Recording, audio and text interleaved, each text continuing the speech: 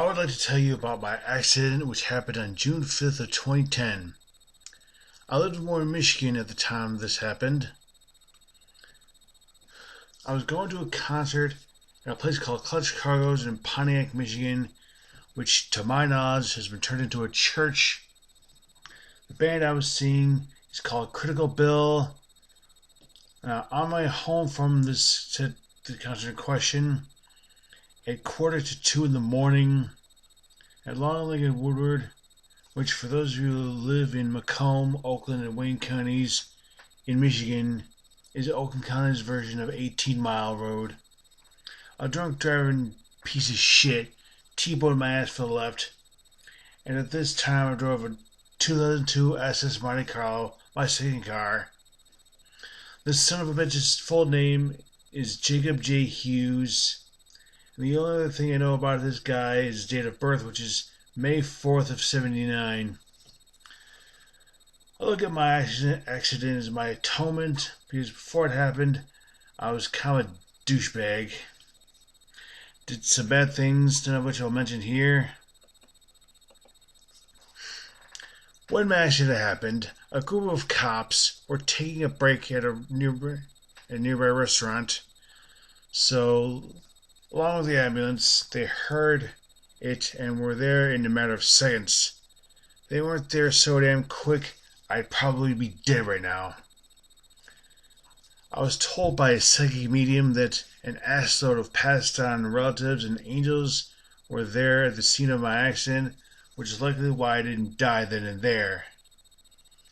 The way I remember it happening is I'm in a place I was at back in 2006, and then like switching chapters on a Blu-ray or DVD, I'm in a hospital. I just remember sitting there like, where the hell am I? Nurse told me where I was, and while I was there, I was hit by a drunk driver. I was in a coma for 2 months, and for a good while I thought I was on the other side of the state, which meant that family visits were 2 to 3 hour drives. Eventually I found out that I was just in Royal Oak, Michigan, which is a huge relief. I was in physical therapy, and the Woodward Dream Cruise was coming up. And during my coma, my muscles had atrophied, so the cruise was a huge motivator to get at least sore enough to sit without discomfort.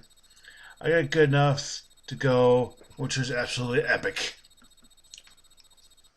The following month, I was able to go home. A banister and a ramp were set up to help me around the house. Also because my room was in the basement, I had to wait until the 1-year anniversary of my accident to move back down there. For the first 2 or 3 weeks after I got home, I had aides coming to my house to assist me, and my aunt flew in from out of state to help my mom out. There's one aide in particular named Doreen, who had a sense of humor which was very, very incompatible with mine. So every time I didn't like or didn't get her jokes, she would accuse me of having no sense of humor. And she did this numerous times. My family warned her several times not to do that. And eventually, she told me this for the last time, and I just got pissed by drinking her and called her a bitch. She apologized for it, but my parents still cut their ties with her. I visited everybody at my old job at Kroger on 14 and Sheener in Warren, Michigan, which was a great feeling, and I was wheelchair bound at the time. Through physical therapy, I was eventually vertical again. Also, the night/morning of my accident, when my family were rushing to Beaumont and Royal Oak to see me, my 2 brothers who were in the car together,